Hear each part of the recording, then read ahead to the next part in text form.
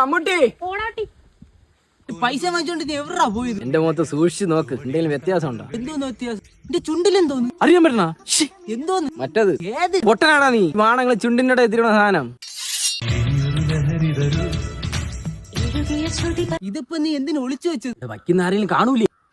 അതിനിവിടെ ആരും ഇല്ലല്ലോ. ആരും ഇല്ലെങ്കിൽ ഇങ്ങനെ ഒളിച്ചു ചെയ്ത് വയ്ക്കാവൂ, അതാണ് ശാസ്ത്രം. ചെയ്യുന്നത് വാണത്തരമാണെങ്കിലും അതിനൊക്കെ ഒരു എത്തിക്സ് ഉണ്ട്. ഇത് എപ്പോഴും വെച്ചിരിക്കും. ചോറ് കഴിക്കുമ്പോ മാത്രം, അല്ലാത്തപ്പോ ഫുൾ ടൈം.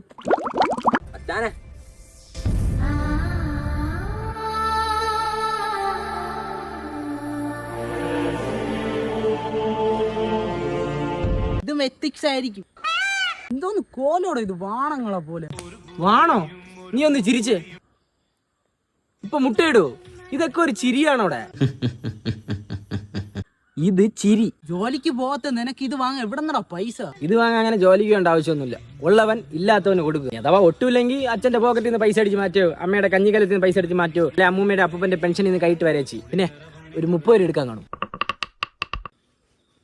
കുഴപ്പമില്ല. ഓയ് മമ്മൂട്ടി.